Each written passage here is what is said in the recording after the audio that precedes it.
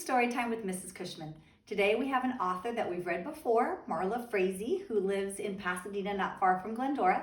She is a two-time Caldecott Honor winner, and this book was written in 2012, so it's 8 years old, and it is called Boot and Shoe. Boot and Shoe by Marla Frazee. Boot and Shoe were born into the same litter, and now they live in the same house. Free. They eat dinner out of the same bowl. They pee on the same tree. At night, they sleep in the same bed. But Boot spends his days on the back porch because he's a back porch kind of dog. And Shoe spends his days on the front porch because he's a front porch kind of dog. This is exactly perfect for both of them. Then one day, for no apparent reason, a squirrel started some trouble. It chattered at Boot. It chattered at Shoe. It threw stuff at Boot. It threw stuff at Shoe. And then it got all up in Boot's business. And it got all up in Shoe's business too. Whoa, something had to be done. So Boot and Shoe chased that squirrel all over the place. They chased it and chased it and chased it until it got bored and walked away.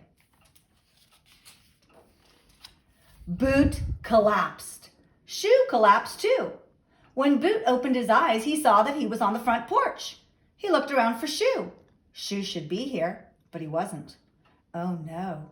When Shoe opened his eyes, he saw that he was on the back porch. He looked around for Boot.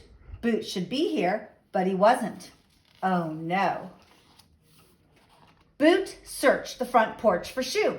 He looked under things, over things, around things, and between things. No luck.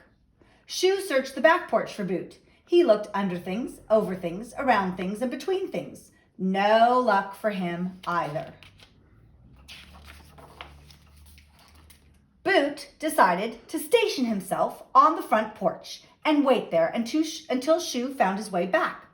And Shoe decided to station himself on the back porch and wait there until Boot found his way back. It was a long, lonely afternoon. When it was dinner time, Boot's stomach rumbled, but he didn't want to eat dinner without Shoe. Shoe's stomach rumbled too, but he didn't want to eat dinner without Boot. It was a long, hungry evening. At bedtime, Boot was shivering, but he didn't want to go to bed without Shoe. Shoe was shivering too, but he didn't want to get in bed without Boot. Once during the night, Boot walked slowly around to the back porch to see if Shoe was there. And Shoe walked slowly around to the front porch to see if Boot was there. But no luck again. So Boot ended up back on the front porch waiting for Shoe. And Shoe ended up back on the back porch waiting for Boot. It was a long, sleepless night. The sun came up.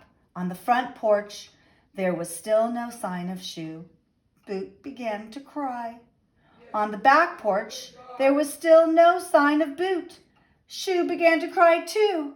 But even in the worst of times, a dog still needs to pee. Boot dragged himself over to the tree.